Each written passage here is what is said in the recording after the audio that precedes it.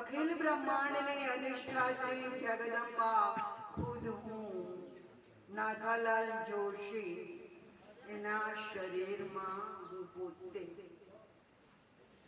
આ મારી અભિન્ન શક્તિ રમા પૂજ્ય ભાઈએ પોતા તરફ આંગળી કરીને કહ્યું છે અખિલ બ્રહ્માંડની અધિષ્ઠાત્રી જગદંબા ખુદ હું અભિન્ન રમા તો એની જોડે અભિન્ન જ છે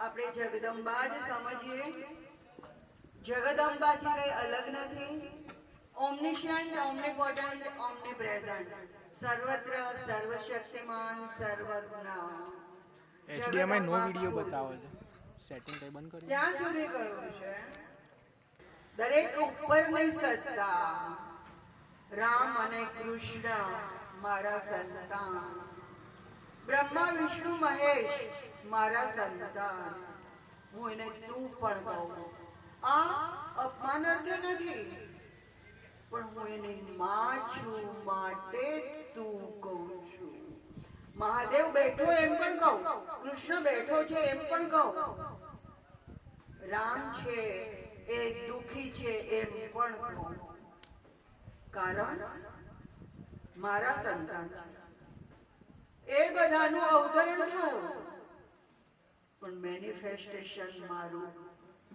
જગદંબા જગદંબા હું ખુદ બોલું છું ભાઈના અવાજની અંદર હમણાં સાંભળ્યું અંબાતું આનંદમયમાં કેટલો ગુંજતો અવાજ છે સમાધિ લાગી જાય ને સમાધિ હોય એ ચલી જાય પક્ષીઓ કલશોર કરતા બંધ થઈ જાય નદીના વહેણ બંધ થઈ જાય ત્યાં સ્થિર થઈ જાય આ અવાજ એટલે નાદ બ્રહ્મ સુધી પહોંચવાની જરૂરિયાત નથી આપણી સામે આવ્યું આપણે જગદંબા સુધી નહીં પહોંચ્યા તો જગદંબા ખુદ આપણા માટે આવ્યા આપણી પાસે આવ્યા આપણી સાથે આવ્યા હવે હું એમ કહું કે તમે કહેશો કે આ જગદંબા છે હું કહું છું તો માને કેમ લેવું એ પણ એક પ્રશ્ન થાય ને પણ હું તમને એવું કહું કે તમારામાં ક્યાંક ને ક્યાંક કોઈને કોઈ જગ્યાએ શ્રદ્ધા છે ને ભગવાનમાં માનો છો શ્રદ્ધા છે અચ્છા ન માનતો હોય ને તો એને પણ નથી માનતો એમાં શ્રદ્ધા હોય કે હું નથી માનતો એ બાબતમાં શ્રદ્ધા હોય જે માનતો હોય એને માનતો હોય એની અંદર શ્રદ્ધા હોય હવે રામ અને કૃષ્ણને તમે જોયા છે નથી જોયા કેવા હતા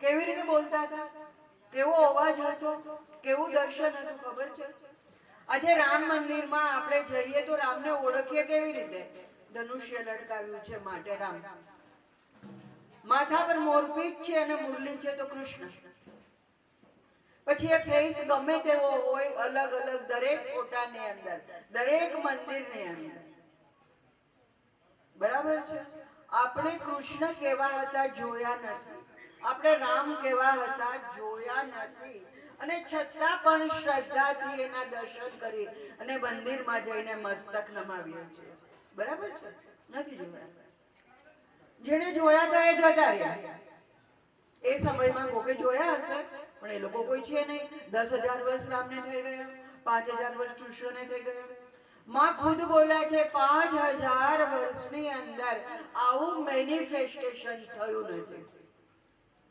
ખુદ હું આ મેનિફેસ્ટેશન નથી થયું આટલી પોટેન્શિયલ લઈને નથી આવ્યા હવે રામ છે તો એને એના સમયની અંદર 5 થી 7 જણ ભગવાન તરીકે ઓળખતા હતા બાકીના દશરથ પુત્ર તરીકે ઓળખતા હતા અત્યારે જે રામલલ્લાનું મંદિર થયું છે ને કેટલા વર્ષે થયું 10,000 વર્ષ એ પહેલા એને ભગવાન તરીકે ઓળખનારા કેટલા ઋષિ મુનિઓ પણ આ રામ છે દુખી છે એની પત્નીનું હરણ થઈ ગયું છે તો આપણે મદદ કરવી જોઈએ પણ રામ ભગવાન છે એવી અમુકને જ ખબર હતી બાકી ઋષિ મુનિઓ પણ બધા જાણતા નહોતા ભગવાન કૃષ્ણના વખતની અંદર કૃષ્ણનું વ્યક્તિત્વ ખૂબ સરસ સામેથી આવતા હોય ને માણસ ચકાચોંધ થઈ જાય એવી સરસ એની ચાલ, એની ઢાલ.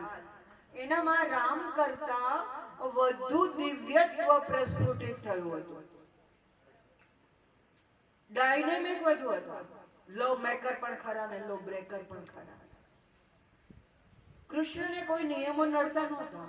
મર્યાદા ગઈ બધી રામના જીવનની અંદર. મર્યાદાને જો જીવવી હોય ને તો રામનું જીવન જીવવું પડે. મર્યાદા ખાલી બુક ઉપર કે પેડના પાના ઉપર લખીએ ને તો કોઈ જીવતું નથી. કૃષ્ણ છે એક મસ્ત જીવન. કૃષ્ણની મુરલી માટે ગોપ ગોપીઓ પાગલ. હા, એવું પણ છે. પણ સાંભળી કોણે? બતાવો. આટલી બધી કૃષ્ણ લીલાની વાતો થાય છે, પણ કોણે મુરલી સાંભળી છે? નથી સાંભળી. આપણે શું કામે કહીએ છીએ કે કૃષ્ણની મુરલી બહુ મીઠી છે? એક શ્રદ્ધા. શ્રદ્ધાને કારણે કહીએ છીએ. એના બાળપણના જે ગોપ ગોપીઓ સાથેના તોફાનો હતા, જેને લીલા તરીકે કહેતા, એની અંદર બધા પાગલ હતા. એ પણ આપણું વાંચેલું છે. વાંચીને પણ આપણે ખુશ થઈ જઈએ. બરાબર છે. ત્યાર પછી આવ્યા ચૈતન્ય મહાપ્રભુ. હરિબોલ હરિબોલ હરિબોલ નો નાદ જગાવીને નદિયાને માથે લીધું એવું કહેવાય. ચૈતન્ય મહાપ્રભુએ બધાને સંકીર્તનના નાદમાં પાગલ કર્યા, કૃષ્ણ પ્રેમમાં પાગલ કર્યા. કૃષ્ણ પ્રેમ એટલો બધો કે માં સચી એકલા જ હતા. વિષ્ણુપ્રિયાની ઉંમર 12 થી 13 વર્ષની હતી ત્યારે એને કહ્યું હતું કે ભાઈ તું ના જા, ઘરમાં કોઈ છે નહીં, મોટા છોકરાએ સંન્યાસ લઈ લીધો છે અને તું જઈશ તો મારું શું થશે? કેમ કે એમના ફાધર નહોતા. વિષ્ણુપ્રિયા, આ છોકરી કેટલી નાની છે, એની આખી જિંદગીનું શું? 1 મિનિટ રોકાયા ને પછી લાગ્યું કે કૃષ્ણએ આખી એની ચેતના પકડી લીધી. આખી ચેતના કૃષ્ણએ પકડી લીધી છે અને એ ચેતના પકડાઈને એની સામે વિષ્ણુપ્રિયા અને સચીમાનું દુઃખ નબળું પડી ગયું. એને પગે લાગીને કહે છે, માં અત્યારે જવા દે, હું પાછો આવીશ, તારે ખોળે જ પાછો આવીશ હું પાછો. અને જતા રહ્યા. રામકૃષ્ણ પરમહંસ કેટલી જગ્યાએ કેટલા આશ્રમો છે અત્યારે, કેટલો એનો ફેલાવો થયો. પણ વાત કરીએ આપણે તો રામકૃષ્ણ પોતે માં સાથે વાતો કરતા, કાલી માં સાથે એ વાતો કરતા. કેટલી મોટી વાત છે ને? નાની વાત છે? નાની સુની વાત છે? કાલી માં સાથે વાત કરતા, ભાવમાં જતા રહેતા, એક્સ્ટસીમાં જતા રહેતા. માં તું દર્શન નહીં આપે તો મારું માથું વાળી નાખીશ, આટલી એની તૈયારી. માં હાથ પકડી લે. આપણને કેટલી મોટી વાત લાગે છે? માની સાથે રામકૃષ્ણ વાતો કરતા. ત્યારે રામકૃષ્ણ ભક્ત હતા. પણ જ્યારે ભક્તોને કંઈ પણ સમજાવતા ત્યારે રામકૃષ્ણ ભગવાન હતા. હમણાં મેં જે તમને બહુ મોટી વાત કરી ને કે રામકૃષ્ણ કાલીમા સાથે વાત કરતા, હા બરાબર છે, સાચી વાત છે. હું પણ અગ્રી થાઉં છું, કોઈ પણ થાય, પણ મારે એનાથી આગળ કંઈક કહેવું છે. ભાઈ ખુદ જગદંબા રૂપે આપણી સાથે વાતો. માને સાંભળી? એનો અવાજ સાંભળ્યો? ગુંજતા ગુંબજની અંદરથી પસાર થતો મીઠો મધુરો રણકાર એક આખો. એ વાત સાંભળ્યો? માં આપણી સાથે વાત કરતી અને માં આવતી ને જતી એવું નહીં. 24 કલાક જગદંબા હાજર. આવેશ પ્રવેશ નહોતો, કન્ટિન્યુઅસ. ભાઈ માને પ્રાર્થના નહોતા કરતા, ખુદ માં પોતે બોલતી. એકત્વ અનેકત્વ, એકાકી ન રમતે, એકલો લીલા કરી શકતો નથી, પણ એ ધારે તો કોઈ પણ સંજોગોમાં કરી શકે. બરાબર છે? પરંતુ લીલા માટે પણ કોક જોઈએ. એકાકી ન રમતે તો એકોમ બહુશ્યામ, એકમાંથી વધારે થયા, પણ એમણે એકત્વ છોડ્યું નથી. પોતાનું એકત્વ એમ જ રાખ્યું છે. અને ભાઈનું હમણાં મેં શરૂઆતમાં કહ્યું કે મારું સ્મરણ માનું સ્મરણ, મારું ચિંતન માનું ચિંતન. ભાઈ એટલા બધા નમ્ર, એટલા બધા પ્રેમાળ, એટલા બધા નમ્રતા વાળા કે ભક્તોને જુએ ને પોણા નમી ગયા હોય નીચે. એટલી નમ્રતા, ઈગો લેશ માત્ર નહીં. પરંતુ જ્યારે પણ વાત કરે ત્યારે પાછા એમ જ કે હું તમારા જેવો. અને આપણે બધા માની લઈએ કે આપણા જેવો, અને માનીને આપણી પોતાની વાતો ત્યાં કરી આવીએ, બધી જે કેવું હોય તે બધું કરી આવીએ. થોડી વારમાં પાછો કંઈક ઝબકારો દેખાય, કંઈક ચમકારો દેખાય, ત્યારે થાય હે આપણે કોની સાથે આ વાત કરી, કોને આ ગયા આવ્યા, કોને કહ્યું. ઘણી વખત પાર વગરના પ્રશ્નો લઈને ગયા હોય ને, રૂમમાં જાય ને મગજ શાંત થઈ જાય. નો પ્રશ્ન જ નહીં, કોઈ પ્રશ્ન નહીં. કઈ પૂછવાનું છે? ના ભાઈ કાંઈ પૂછવું નથી. કોઈ પ્રશ્ન? ના, કોઈ પ્રશ્ન નથી. એકદમ મગજ શાંત, રૂમના વાઇબ્રેશન્સ ગજબના, પાર વગરના એમાં ફ્લોટ કરતા હોય એવું લાગે. ભાઈ એક્સ્ટસીમાં પણ જતા, પણ કોઈ એવી વાતો કરે ને કે 24 કલાક એક્સ્ટસીમાં હતા, તો એ વાત નથી. કન્ટિન્યુઅસ રહેતા આવી ભક્તો ઘણા વાતો કરે છે, તો એવું નહોતું. હું રિયાલિટીમાં કહું છું, એક્સ્ટસીમાં જતા અને આપણી સાથે વાતો પણ કરતા, અને બહુ પ્રેમ હતો એ સમયે પણ. એ પોતે એમ કે આ જગન્નાથની આરતી થઈ રહી છે, કાલીમાની આરતી થઈ રહી છે, અને એની અંદર એક ગોંડલમાં બેઠા એ જોઈ શકતા હોય બધું. અરે ખાલી એટલું જ નહીં, બ્રહ્માંડો ના બ્રહ્માંડો ખાલી જોઈ શકે એમ નહીં, એની રચના પણ કરી શકે. હું આ નિહારિકાની રચના કરું છું. ખાલી આમ કે આમ હાથ કરે અને રચના થઈ જાય. નથી જોઈતી, કાંઈ નહીં, આ નથી જોઈતી, શું કર્યું? તોડી નાખી. ક્યારે બનાવીને ક્યારે તોડી નાખી ખબર નથી. બધું જ એના હાથમાં, બધું જ એની મુઠ્ઠીમાં. જળ ચેતન ઉપર એનો પૂરેપૂરો કંટ્રોલ. અંબે જન્મી supreme power of the whole world, unparalleled, અજોડ. ત્યારે માળિયા પર કોઠીમાં ઊંધા પડેલા ખૂંચામાંથી એક ખૂંચો રણજણ કરતો એમાંથી બહાર આવે છે. અભેરાય, પેલા જૂના જમાનામાં ઘરની અંદર અભેરાય રાખતા, એ અભેરાય ઉપર ને ત્યાંથી ઝૂમ કરતો નીચે આવીને ઉભો રહે છે. અરે કોની તાકાત છે? ખૂંચાની તાકાત છે જર્મન સિલ્વરનો. આટલો મોટો પોતાની જાતે ઉભો થશે, ગોળ ગોળ ફરીને નીચે આવી જશે. અરે માની ઝાલરી વાગી, અંબા ખુદ પ્રગટી. ભાઈના હાથ ગુલાબી થઈ ગયા, તાલીઓ પડી, આખો રૂમ સુરભીથી ભરાઈ ગયો. વાઇબ્રેશન્સ ફ્લોટ થયા કન્ટિન્યુઅસ, એટલા બધા કે એની અંદર તમે ફ્લોટ કરો ખુદ.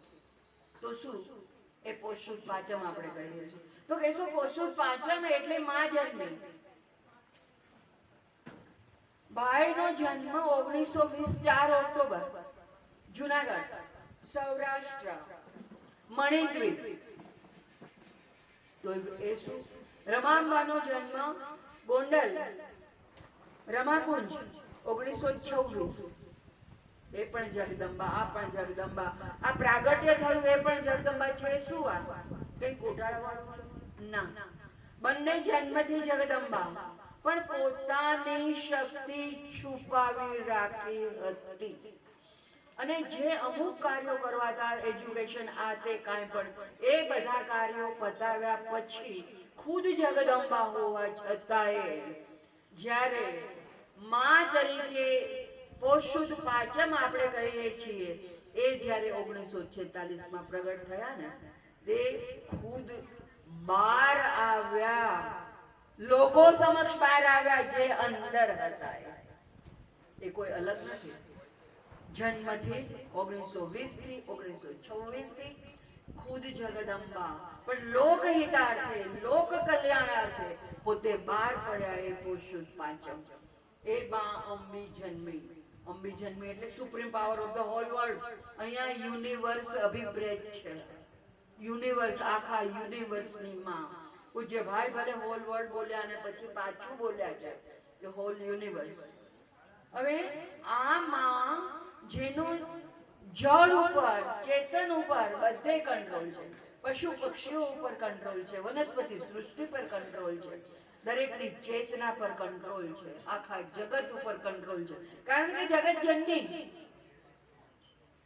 પૂજ્યભાઈએ 60 વર્ષ સુધી 60 યર્સ એમના જીવનના બે ચમચી લિક્વિડ લીધું છે 15-20 મિનિટે. 60 વર્ષ સુધી 60 યર્સ સુધી એમણે કંઈ જ લીધું નથી.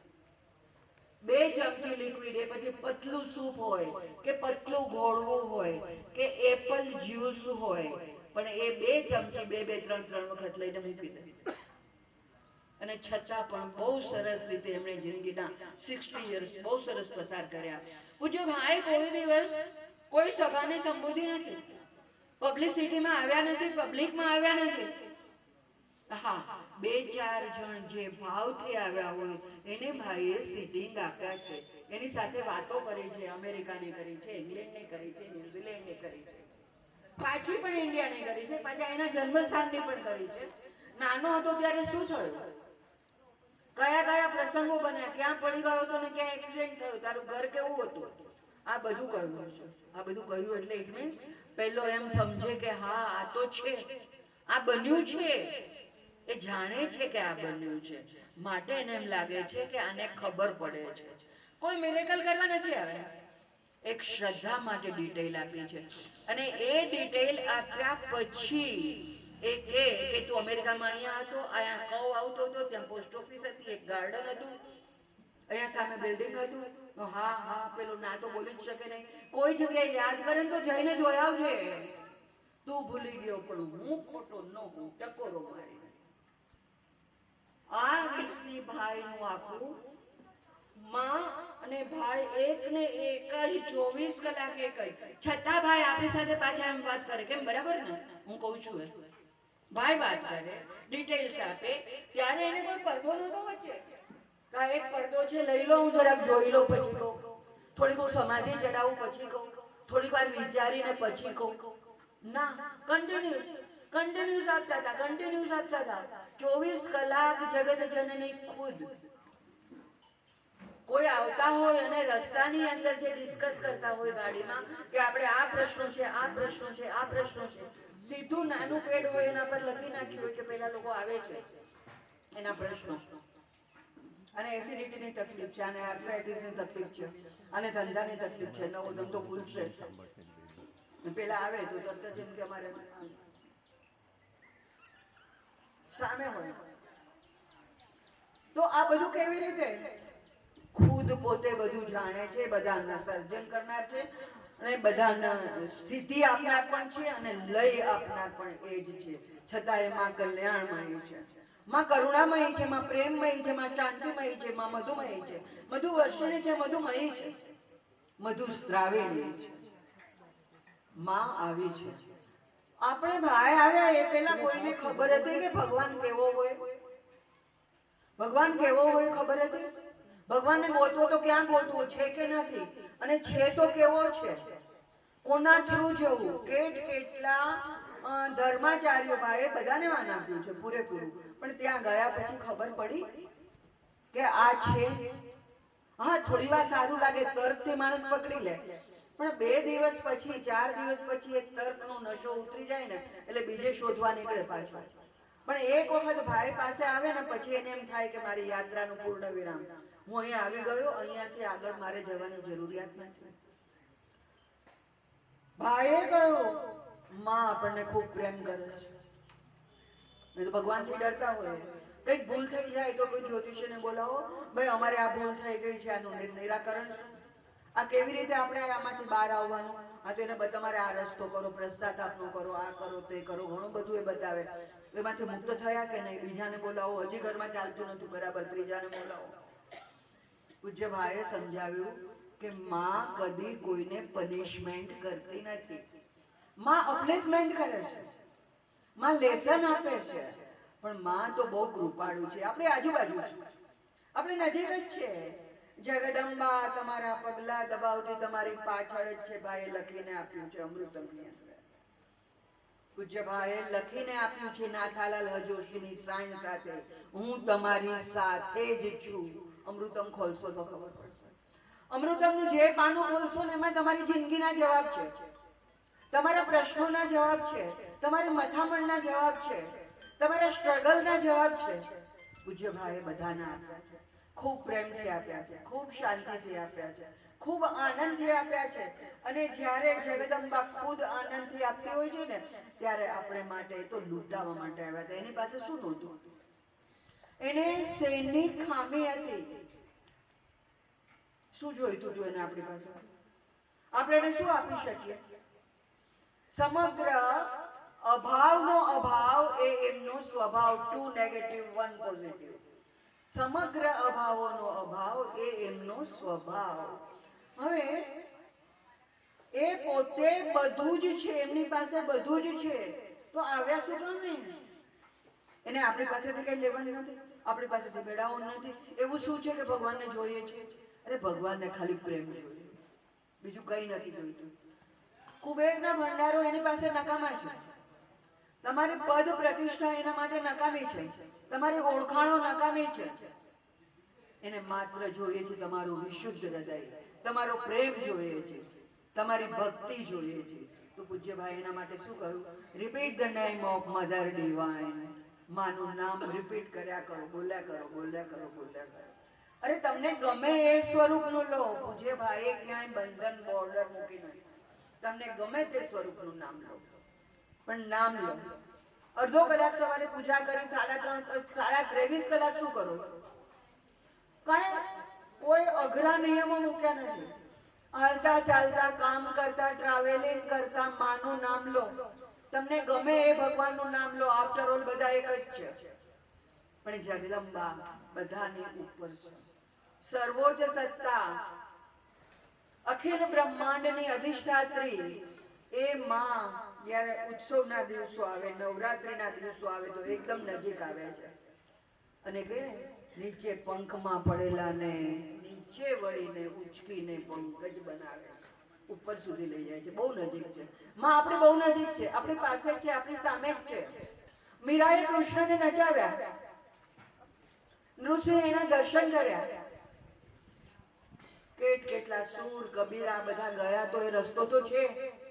પેલા આપણા જેવા જ હતા, કેવી રીતે ગયા? ભક્તિ કરી તો ગયા. ભાઈ ઇઝીએસ્ટ રસ્તો બતાવ્યો. કોઈને સાધનામાં નથી બેસાડ્યા, કોઈને ઘર બહાર છોડવાનું નથી કહ્યું, કોઈને પોતાનું મૂકીને જવાબદારીઓ મૂકીને ચાલ્યા જાવ એવું નથી કહ્યું. પૂજ્ય ભાઈએ એમ કહ્યું છે કે તમારી જવાબદારી નિભાવો, પણ તમારું કર્તૃત્વ કાઢી નાખો. યદા યદા હિ ધર્મસ્ય ગ્લાનિર્ભવતિ ભારત. એમાં ભગવાન કૃષ્ણ શું છે?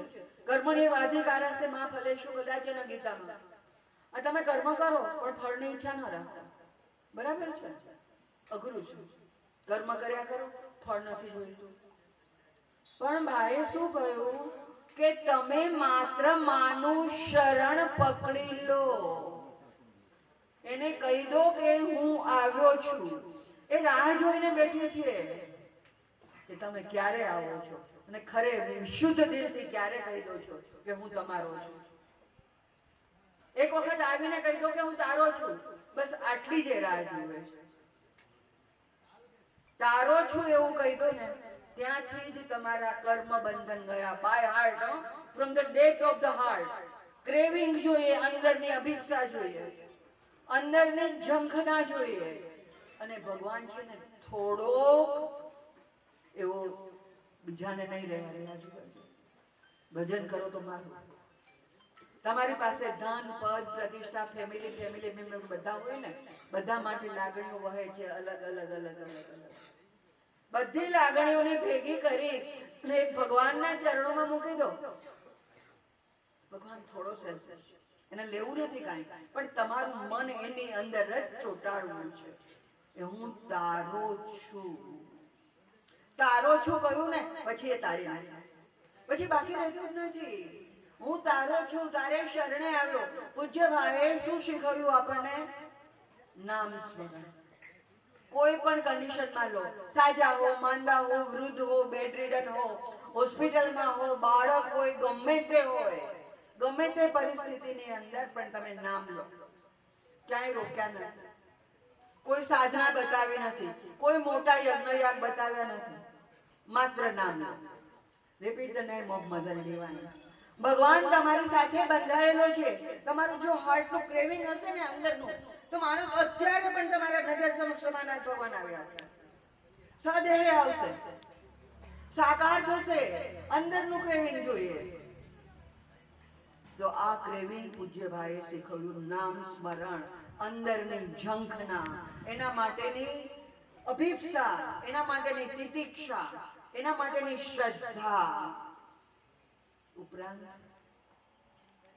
લેસન શાનું આપ્યું? શરણાગતિ. એની શરણાગતિ સ્વીકારી લો, પતી ગયું.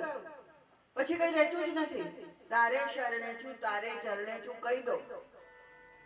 જ્યારે દિલથી કહી દીધું ને, પછીના તમારા બધા કાર્ય ભગવાન સંભાળશે. તમારે નહીં કરવું પડે. હું આ કરું છું, મારી આ જવાબદારી છે, આ છે, આ કામ છે, આ કામ છે, ઘણા બધા કામ છે. લાઈફ ટાઈમના કામ. લાઈફ ખૂટે છે પણ કામ ખૂટતા નથી. લાઈફ ખૂટી જાય છે, કામ નથી ખૂટતું. પણ જ્યારે આઈને શરણે મૂકી દઈએ છીએ ને, ત્યારે કામ એ પોતે ઉપાડી લે છે. આપણે કંઈ જ ઉપાડવાનું નથી. પણ બાય હાર્ટ, કે ભગવાન બરાબર સમજે છે કે તું ખરેખર મને કહે છે કે માત્ર કેવા પૂરતો આવ્યો છે. પગે લાગી અને તમારે શરણે ને ચરણે છું, અને પછી જેમ પર્સ ઉગાડે, પાકેટ ઉપાડે ને ઉપાડીને પાછા કરવું, બધું પાછું જાય તો કઈ ના થાય. પૂજ્ય ભાઈ બધાને એટલો બધો રિસ્પોન્સ આપ્યો છે, પણ આ પદ પ્રતિષ્ઠા છે માટે એને આપે એવું જરૂરી નહીં. ગરીબ છે તો એને નહીં આપે એવું નહીં.